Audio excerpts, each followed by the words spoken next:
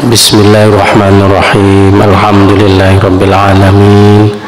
Allahumma shalli ala sayyidina Muhammadin abdika wa nabiyyika wa rasulika nabiyil ummi wa ala alihi wa sahbihi wa sallim tasliman biqadri 'azamati dzatika fi kulli waqtin wa hin. Amma ba'du.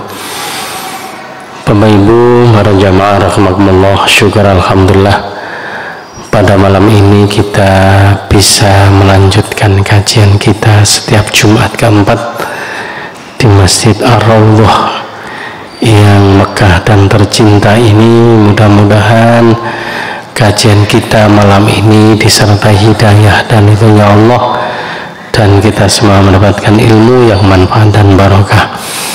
Ala hadhihi niyyah wa likulli niyyatin shalihah wa li hajatina wa hajatikum lana wa lahumul fatihah. A'udzu billahi minasyaitonir rajim. Bismillahirrahmanirrahim. Alhamdulillahirabbil alamin. Arrahmanir rahim. Maliki yaumiddin. Iyyaka na'budu wa iyyaka nasta'in. Ihdinas siratal mustaqim. Siratal ladzina an'amta 'alaihim ghairil maghdubi 'alaihim waladdallin. Bapak Ibu yang kami hormati, pernah suatu ketika terjadi dialog antara Imam Maliki dengan Imam Syafi'i. Kebetulan Imam Syafi'i itu adalah muridnya Imam Maliki. Ketika Imam Maliki ini menyampaikan sebuah materi tentang rizki, dibantah oleh Imam Syafi'i. Imam Maliki berpendapat begini, bahwa rizki itu bisa diperoleh tanpa sebab. Jika kalian bertawakal kepada Allah dengan tawakal yang benar, maka Allah akan mendatangkan rizki kepadamu tanpa sebab.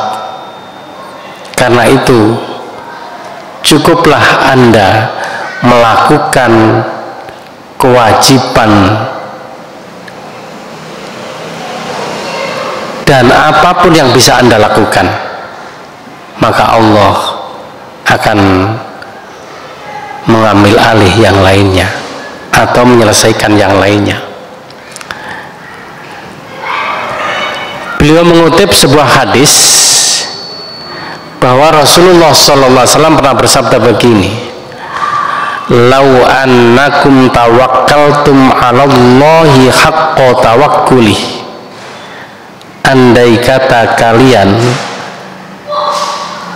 pasrah tawakal dengan cara yang benar, la razaqakum kama yarzuqut tayra, maka Allah akan memberikan kepada kalian satu rizki sebagaimana Allah memberikan rizki kepada seekor burung.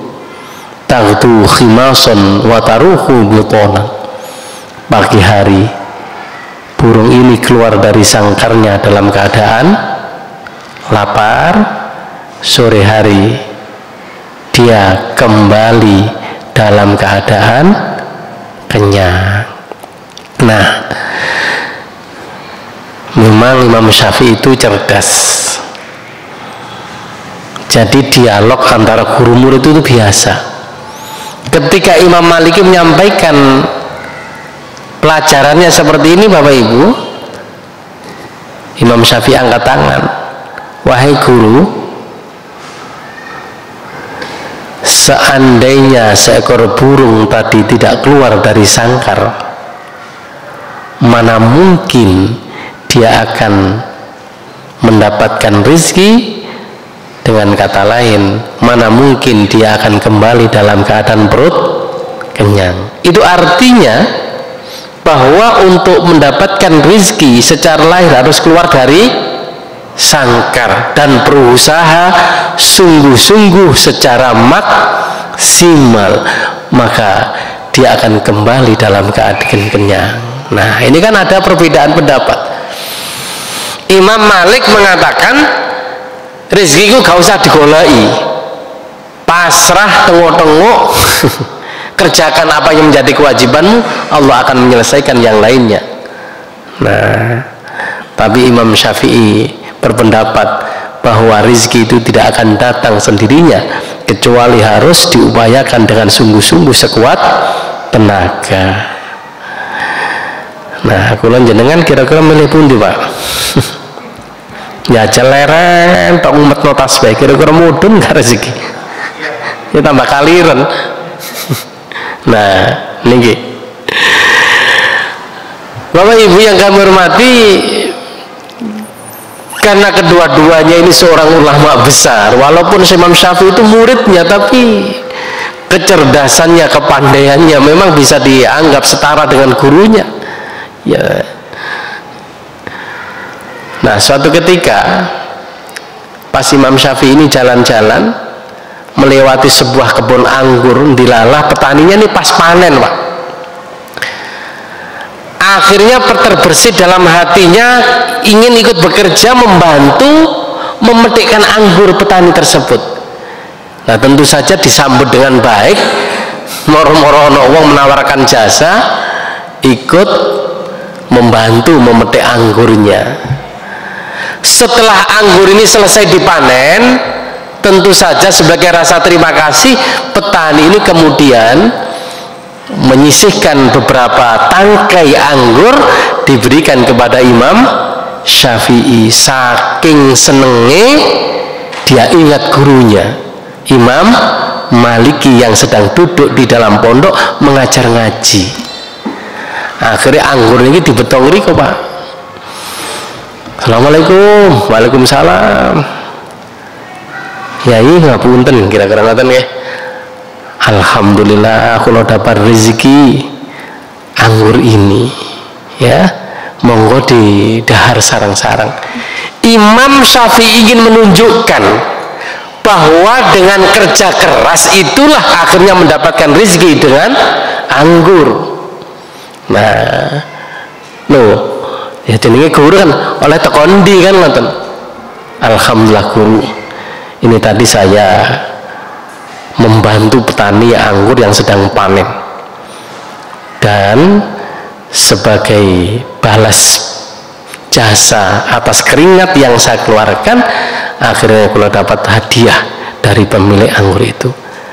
Demi Allah, andai kata saya tidak keluar dan membantu petani itu, tentu saya tidak akan mendapatkan anggur ini. Mari dimakan bersama. Wah, Imam Syafi'i mau menunjukkan bahwa pendapatnya yang benar.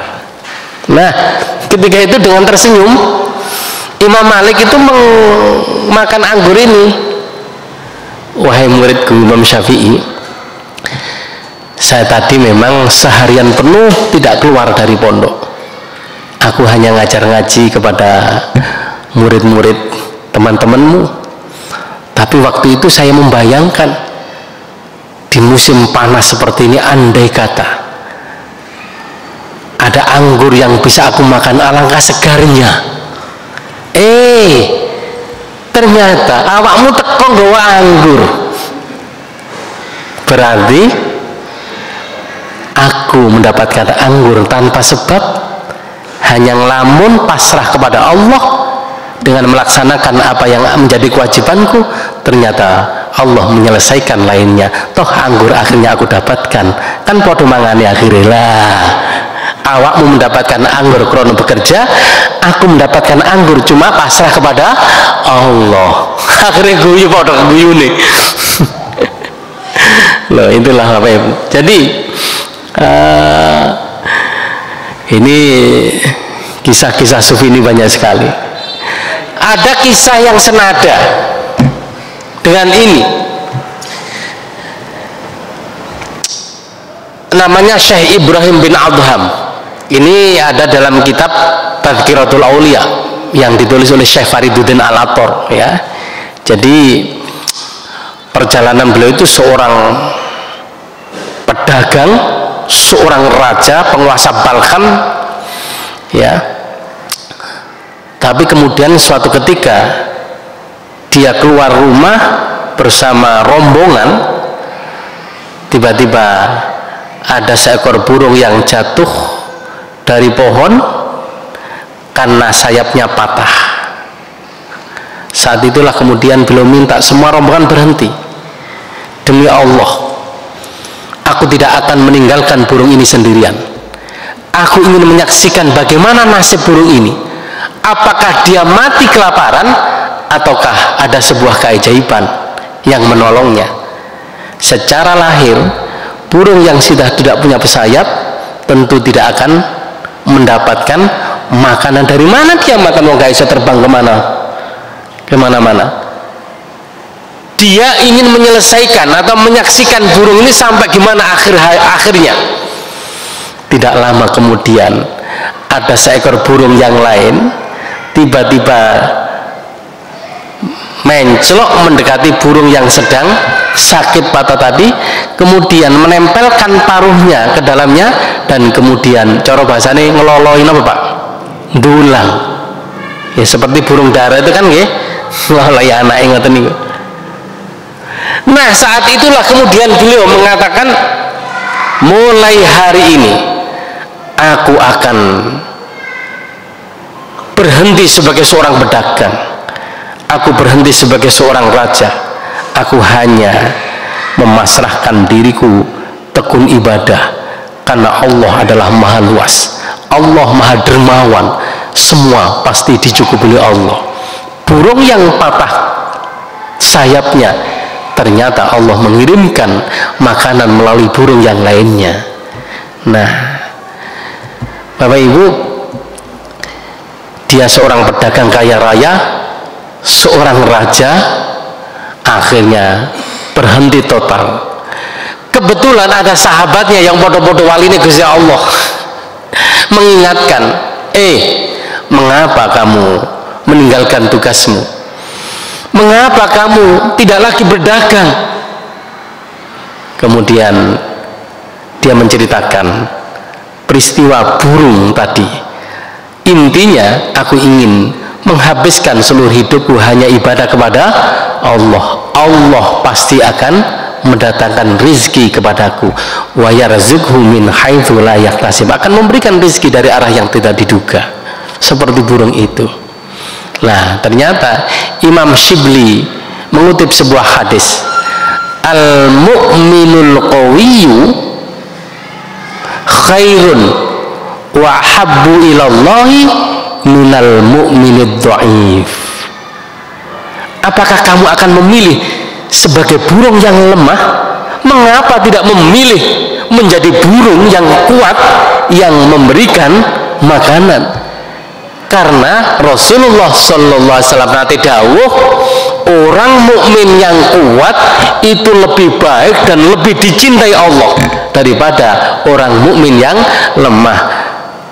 Tegese gak nyambut gawe, hanya jaga no. Ya kira-kira tawakal bukan itu, kira-kira ngoten lah. Oleh karena itulah Syekh Mutawalli Asy-Sya'rafi mengatakan, al-jawarihu ta'mal. Nah, ini masalah rezeki. Wal qalbu tatawakkal.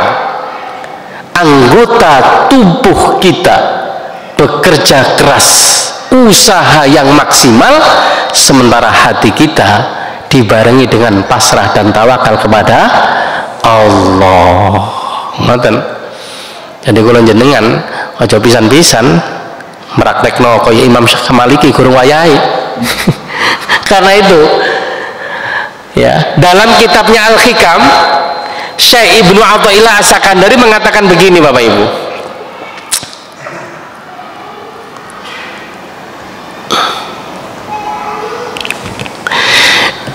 Iradatuka tajrid ma'a iqamatillahi iyyaka fil asbab. Ketika engkau menghendaki untuk mencapai makom tajrid, sementara Allah menempatkanmu kepada makom sebab asbab, itu termasuk minas syahwatil khafiyah, merupakan syahwat nafsu yang tersembunyi. Nah, ini saya ulangi karena mutiara hikmah yang disampaikan oleh Syekh Ibnu Athaillah itu sangat syarat dengan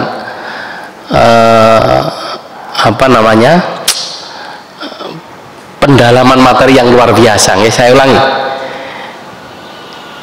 kehendakmu untuk mencapai derajat tajrid. Tajrid ini nanti kita terangkan. Sementara Allah menempatkanmu fil asbab, berada di makom asbab. Minal syahwatil khafiyah, itu adalah termasuk syahwat yang tersembunyi. Wa iradatukal asbab ma'iqamatillahi iyyaka fit tajrid. Begitu pula sebaliknya, kehendakmu untuk menempati makom asbab, sementara Allah telah menempatkanmu pada makom tajrid. Inhitatun anil himmatil ayyah, merupakan kemerosotan dari cita-cita yang luhur. Nah, ini kita bahas bersama Bapak Ibu, apa tajrid dan sebab itu. Imam Maliki sudah mencapai makom tajrid, menentok gak nyambut gawe, hanya ngajar ngaji, pasrah nang Gusti Allah dengan cara yang benar. Allah yang mengambil alih urusannya. Rezeki yang didatangkan oleh Allah. Ar-rizqu yatlubuka, rizki yang datang kepadamu. Tapi makom asbab, ya tadi yang dikatakan Imam Syafi'i, kula jenengan gak bakal oleh rezeki, dijamin kaliren kalau gak nyambut gawe. Ar-rizqu tatlubuhu, rizki itu yang harus kita cari. Nah, ini berarti ono uang itu memang ambek Gusti Allah menempati makom sing gak usah soro-soro nyambut gawe, tapi ono uang sing memang ditempatkan makom asbab, kudu nyambut gawe. Nah, manakala kita masih berada di makom asbab, tiba-tiba meloncat mergo oleh keterangan nek kapan ibadah, wa may yatawakkal 'ala Allah fa huwa hasbuh, semua akan dicukupi oleh Allah asalkan kita menjadi orang bertakwa kepada Allah. Wa yarzuqu min haitsu la yahtasib, nek wong sing takwa nang Gusti Allah ibadah tekun, maka akan diberi rezeki dari arah yang tidak diduga. Moro-moro nglakoni ngoten wiritan nang masjid 5 waktu jamaah gak nyambut gawe. Nah, itu berarti meloncat.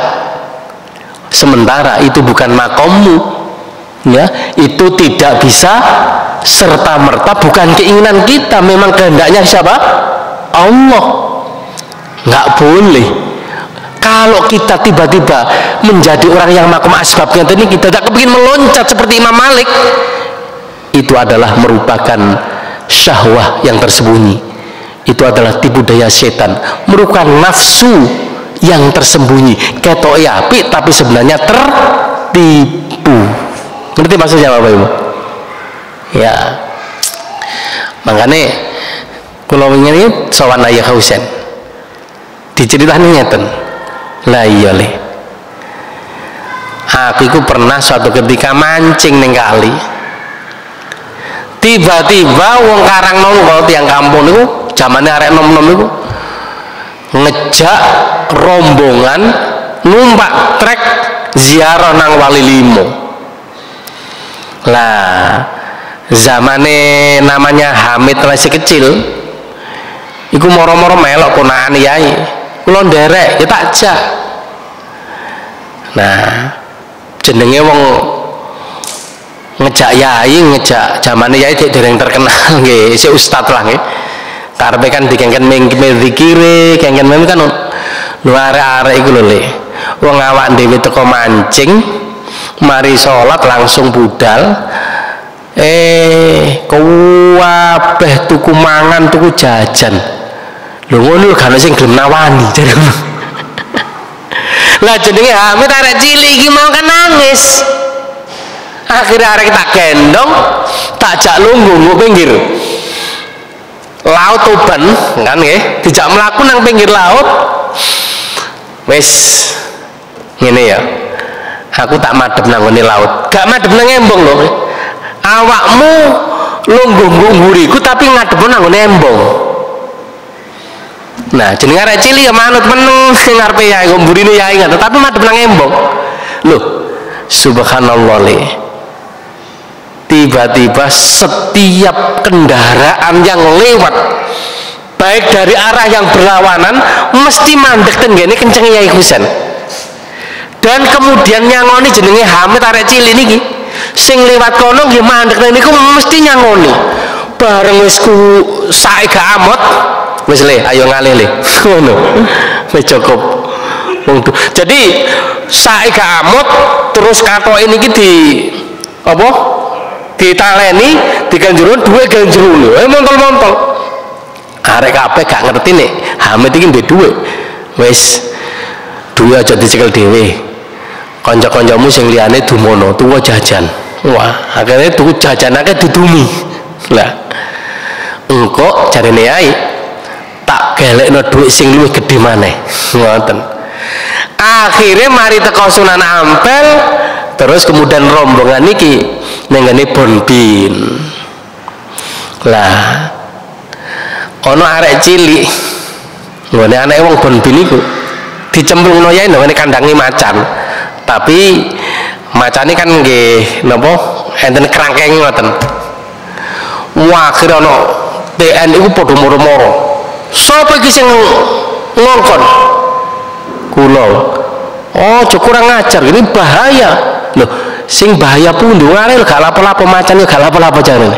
awakmu wanita kok arek cilik kok pakano macan iki nggih wantun tapi enten syarate apa syarate nek jenengan ngekeki dhuwit kula wani mlebu teng macan kandang macan ngono lho waktu iku ana TNI 5 kabeh ngrubung aku akhirnya mbok sadar ya apa ya aku moro-moro dilebokno nggone kandange macan nih akhirnya tak celok kandang macan makanya tak lus-lus macane mangap si aku kepengen delok ilatmu akhirnya tak lus-lus gigine lah sampai wong iku akhirnya wong 5 iku lho mbuh iku duit mari bayaran koyo lali ngono lho dikekno aku kabeh jare ngono zaman itu akhirnya aku oleh 5 amplop duit barang wis soto ngene Krian Sidoarjo trek iki mandek sepanjang perjalanan kabeh takon mangan soto takon jajan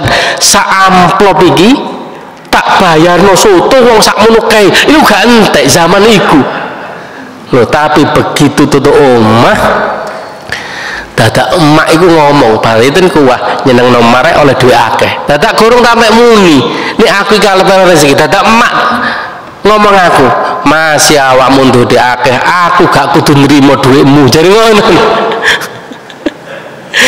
ya Allah lah Bapak Ibu yang kami hormati hal-hal seperti inilah saya kemudian menduga oh inilah gambaran makom tajrid ya. Jadi rizki yang mendatangi bukan rizki yang dicari. Makanya besok hari Minggu nih kan kalau mantun sowan gitu kali ya Hambali ya Syukron kalau Ustaz Pondok mengingatkan bahwa Minggu pagi Romoya kan enten milat al jihad sing kula setan gruwing niku Romoya Husain dan Marawat dan gini al jihad.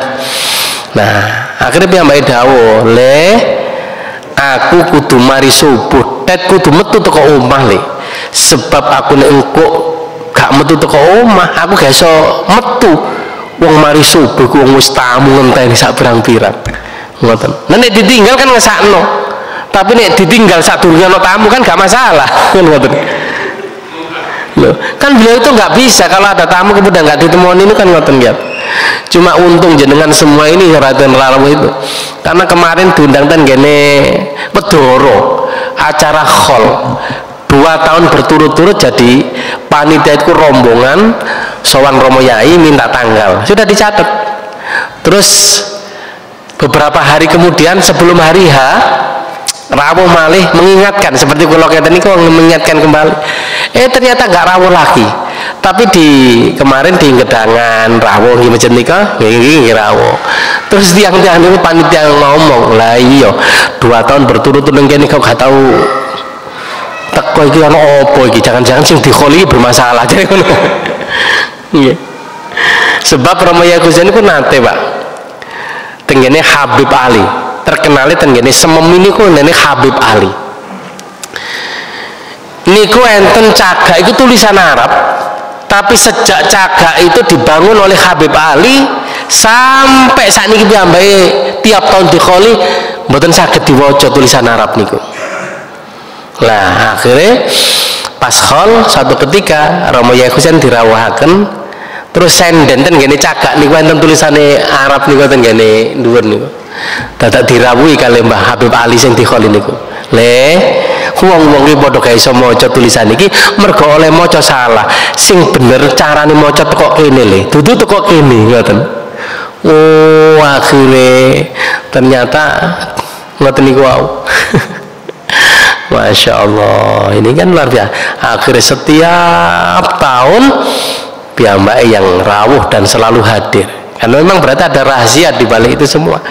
Nah, Gus Aslam putrane sing nderekaken teng mriki niki nggih cerita. Wingenane niku aku dijak apa menghadiri undangan hall di Jombang.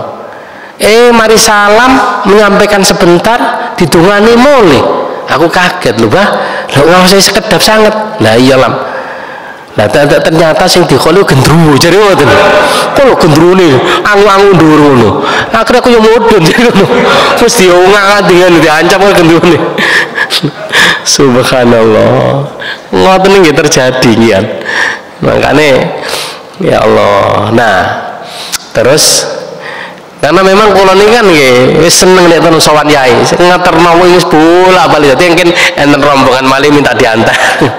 Sebab nek ngriko bahasane nek mboten biasa niku nggih bejo-bejo iso ditemoni iso mboten ngoten.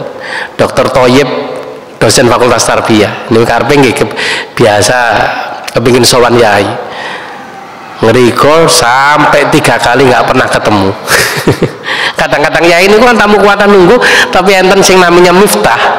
Koyok kulo mbiyen waktu tengerikan wis tangono temonono. Apa maksudnya? Ngono udah dilantar. Ya ini enten tamu dari niki, maksudnya ngeten, kepengin nyuwun barokah doa. Oh iya, gua kadang kayak tulisan, kayak uyah, kayak ngoten nggih. Wis gak ngoten tok.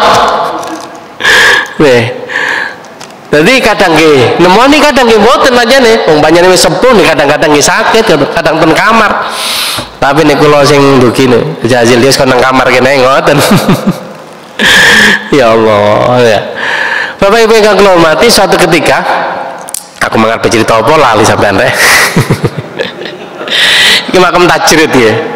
Jadi kula jenengan nanti pada akhirnya akan juga sampai ke sini nih sampai tapi nah itulah jadi makanya saya kemudian mengingat begini ala inna awliya Allahi la khawfun alaihim wa la hum yahzanun. Ingatlah bahwa sesungguhnya wali-wali Allah kekasih Allah itu tidak pernah muncul sebersit sedikit pun di dalam hatinya rasa takut maupun rasa sedih karena yakin semua pasti ditolong oleh Allah niku. Lah iya le. Nah niki ceritane beliau. Aku kan asline mondok iku gak tau ngaji le. Wong bayah sabahe ya Gus Elias mbae, abahe iku wong melarat, wong gak duwe. Aku iku mondok karo kakakku, adik-adikku, iku gak tau disangoni. Lah waktu itu mondok ning Kediri. Untuk memenuhi kebutuhan sehari-hari. Ini ale mondok kan dikirimi wong tuane. Lah krana aku gak nate dikirimi, gak nate disangoni, akhirnya tak rewangi dodol minyak. Jadi setiap hari iku aku dodol minyak tanah. Iku sampai diceritakno ten ngene daerah-daerah ngoten ken mantuk kadang bengi ngoten terus ngoten niku. Lah satu ketika aku mulai ya gak iso ngaji. Dadak ana Mbah Royan. Niku gurune Yai Husain. Le, awakmu besok bakal iso ngaji le. Suatu ketika aku iki moro-moro dikokon poso 40 dino. Di saat puasa Riyadhah 40 hari itulah. Tiba-tiba aku itu dipetui kalau Imam Ghazali. Loh coba. Nek kula jenengan gak kepethuk Imam Ghazali ke Imam Samudra lumayan misal.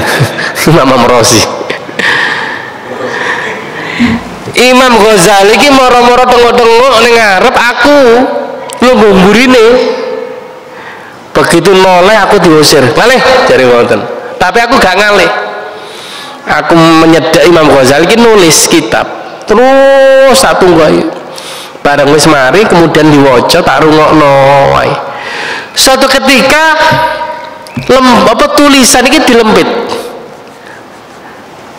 Bareng ngoten aku ditempel nang dadaku. Cek wis ngalih. Tiba-tiba aku ngelele. Lah Mbah Rohyan iku moro-moro kayak aku duit 1000. Zaman itu 1000. Iku akhirnya kongkon tuku kitab, tak tukono kitab kabeh gak iso nggowo aku lho, saking akeh. Karena uang 1000 zaman itu kata banget. Akhirnya bareng mulai wong aku iku yo gak iso ngaji. Begitu ketemu Imam Ghazali sing kaya ngoten mau di dalam Riyadhah, moro-moro pikiranku padang dadak kitab sing tak waca. Sing tak tuku diantaranya adalah kitab Bidayatul Hidayah, persis sing diwaca karo Imam Ghazali dan tulisannya Imam Ghazali sendiri yang kemarin kita kutip itu. Nah mulai saat itu aku mororo ngardidi iso ngaji, terus ono arek kepengin njaluk weruh ngaji, ya itulah sampai akhirnya bisa ngaji sampai sekarang cari ngono. Jadi ini namanya ilmu, yaitu mungkin yang disebut ilmu laduni niku nggih. Ada ilmu terus saya ikutin dawuh ngene. Ono ilmu sing didapat dari sekolah, ono ilmu sing didapat yang mergo niku. Mbok ilmu apa iku lho jenenge? Nah, kula jenengan nek tiran-tiran gak ngaji ya goblok temenan.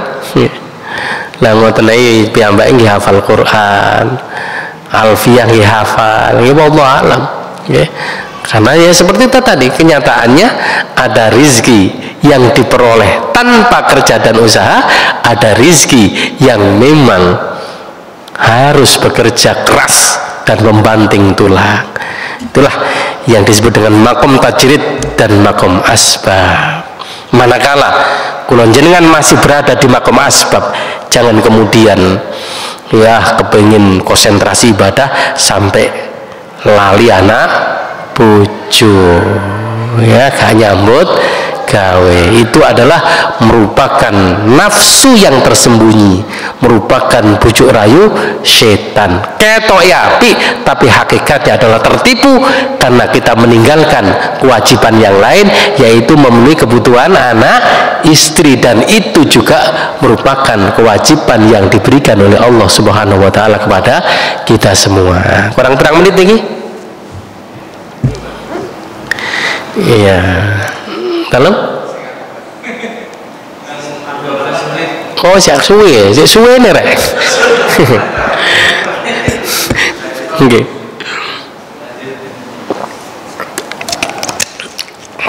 Ya, dilanjut.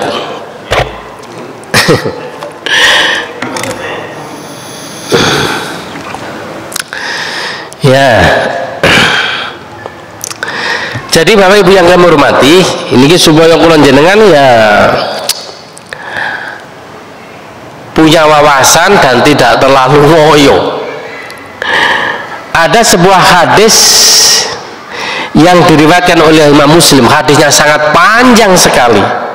Tapi ini saya cuplik begini. Jadi inna ahadakum yujma'u khalquhu fi batni ummihi. Jadi kita ini semua kan diciptakan oleh Allah melalui proses hamil di dalam perut ibu kita masing-masing. Nah, setelah mencapai waktu yang ditentukan, dari air mani menjadi segumpal darah, dari segumpal darah menjadi segumpal daging, kemudian dikasih tulang-tulang sampai kemudian lengkap. Ketika itulah kemudian akan ditiupkan ruh sehingga bayi mulai bisa bernafas dan hidup di dalam perut. Bukti adanya kehidupan ternyata walaupun belum lahir wis ketok mancal. Itu berarti sudah ditiup ruhnya. Nah, ketika difayamfukhu fi ruh, ketika ditiupkannya ruh ini Bapak Ibu, wa yu'maru bi arba'ati kalimatin, malaikat diutus Allah untuk mencatat 4 hal. Yang pertama, bikat birizkihi, disuruh mencatat jatah rizkinya, wa ajalihi, dan jatah umurnya, kapan dia akan mati, wa amalihi, dan apa saja yang mau dilakukan di saat dia nanti hidup.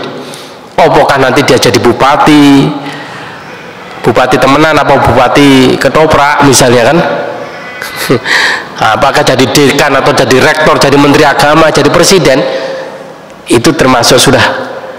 Wasakiyun au sa'idun, apakah dia termasuk jadi orang celaka atau orang yang bahagia, orang susah atau orang yang sejahtera, dan seterusnya. Itu sudah ditulis sejak kita berada di dalam kandungan bersamaan dengan ditiupkannya roh kula panjenengan. Ini berarti bahwa masalah rezekiku sakjane wis kabeh ana catetane. Umpama kula jenengan kepengin sugih, paribasane wong Jawa, kepala dijadikan kaki, kaki dijadikan kepala, tetap rezekinya nggak akan bertambah. Ngoten. Begitu pula sebaliknya, walaupun kalau jenengan tituru wae njajal ini dilakoni temenan. Rezekinya juga nggak akan berkurang. Cuma, nah ngoten. Cuma proses untuk mendapatkan rezeki ini, ingat ada dua cara tadi. Nek pancene kula jenengan walaupun sudah tahu bahwa rezeki itu tidak akan bertambah dan berkurang karena memang takdir ono caratane, tapi untuk mendapatkannya ini ada dua cara. Ada cara rezeki yang mendatangi, ada rezeki yang memang harus kita jemput dan kita upayakan. Cuma itu aja, Pak. Nah, oleh karena itulah cuma nanti hasilnya, nah hasil perolehannya itu tidak akan bertambah dan berkurang sesuai dengan jatah yang diberikan oleh Allah Subhanahu wa ta'ala. Nonton. Nah, makanya di dalam surat At-Tolak itu Allah dawuh ngeten, wa may yattaqillaha yaj'al lahu makhraja. Nah, ini yang makom tajrid tadi itu. Sapa wong sing takwa nang Gusti Allah akan diberikan jalan keluar semua kesulitannya. Wa yarzuqhu min haitsu la yahtasib, akan diberikan rezeki dari arah yang tidak diduga dan disangka-sangka. Wa may yatawakkal 'ala Allah fa huwa hasbuh. Dawuh Imam Malik, asalkan kita bisa menerapkan cara tawakal yang benar, Allah yang akan mencukupinya. Innallaha balighu amrih, Allah yang akan mengambil urusan kita. Qad, tapi enak terus ini qad ja'alallahu likulli syai'in qadra, sungguh Allah telah menjadikan kalian semua, masing-masing orang itu ada ukurannya sendiri-sendiri. Singkatnya cerita, kalau saya menerangkan yang pernah saya sampaikan kan gini, rizki itu memang sudah ditentukan oleh Allah, akeh didike Pak. Sekali lagi itu sesuai dengan ukurannya. Mungkin kita membayangkan, andai kata aku jadi bupati, tentu hidupku akan menjadi bahagia karena saya mendapatkan rizki yang banyak, gaji yang cukup sehingga bisa tuku mobil, membeli rumah, umpama bojo kepengen mana iso rabi mana kira-kira ngoten lah. Kecukupan. Tapi ingat Pak, itu memang sudah ada ukurannya. Artinya kalau melebihi kapasitas itu akan menjadi malapetaka. Contoh, kula jenengan wetenge kalau memang mangane itu setiap hari, pagi siang sore masing-masing satu piring, jangan sekali-kali menghabiskan 2-3 piring melebihi kapasitas perut kita. Walaupun mangane enak, sate, gulai, rawon, soto, bakso, mergo pas prasmanan gratis diakeh-akeh sampai kewarakan, tambah saya napa tambah mboten? Ya tambah mencret. Ini bisa dibungkus, sudah dientek-entekno sanggar kan ngoten. Tapi kan gak mungkin bungkus wong disuguhi wong. Dan gak pantas dibungkus. Memang jatahnya memang kudu dipangan di tempat. Tapi nek memang mangane ku akeh, kok hanya satu piring, kok gak ganjel blas ngoten, Mbak. Kula niki pas mangan enak terus kemudian luwe gak embu rasane koyo gurung krasa mangan ngoten lho rasane. Karena itu nek Gusti Allah itu kemudian kita paksa sampai kita melakukan upaya maksimal dituruti Pak, tapi akan menimbulkan malapetaka di kemudian hari. Contoh, akeh bupati gubernur yang mungkin bukan jatahnya, karena dengan upaya yang segala macam akhirnya Gusti Allah ditakdirkan menjadi gubernur presiden. Tapi di akhir hayat, akhir mati di penjara. Kan ono ngoten niku nggih. Itu artinya melebihi kapasitas. Wong dudu wayahe akhirnya sampai melakukan satu perbuatan melanggar aturan yang ditentukan oleh Allah dengan berbagai macam cara, akhirnya supaya jadi presiden, jadi gubernur, jadi bupati, jadi penguasa, tapi akhirnya hidupnya justru tidak menimbulkan bahagia, tapi menimbulkan susah keluarga dan semuanya. Kan kalau nggak ada konco saat ini mendekam di penjara. Ya Allah, ya sembuhlah Gusti Allah. Ya, akhirnya aku lagi mikir umpama ngono kan biar enak dadi tukang pentol bakso kan nggak ono pentol bakso terus kemudian ditangkap KPK kan nggak ono ceritanya. Udah coba, andai kata kita sadar seperti itu, ya tentu akan saya kurang menit nih Bang. Ya wis mari le ngono lah ya, cukuplah. Saya kira demikian Bapak Ibu, mudah-mudahan menjadi inspirasi bagi kita sehingga hidup kita menuju kebahagiaan ini tidak ngoyo ya. Dan akhirnya alhamdulillah muga-muga sing penting barokah, selamat fitini wa dunya wal akhirah. Contoh yang paling mudah Pak, saya kemarin itu mau ngajak ibu saya ke Tulungagung habis duhur, saya itu lupa kalau punya janjian. Akhirnya saya ini wis kudu siap, emak saya itu saya ajak sholat asar jamak sekalian, nggak jadi. Akhirnya berangkat ke kampus, ketemu orang yang janjian tadi, ngobrol-ngobrol sampai asar. Akhirnya pulang, Ustaz, ini ada titipan yang jenengan, lo apa? Tak delok 1 juta. Alhamdulillah, untuk gak budal mari zuhur mang. Dicoba. Budal. Berangkat ke Tulungagung ziarah. Niatnya ziarah ke makam mersepuh. Nah, ibu saya Lamongan. Nanti karena berangkatnya itu hari Rabu sore, ya biasa tutup karena malam Pak. Maunya besok pagi langsung kembali ke Surabaya.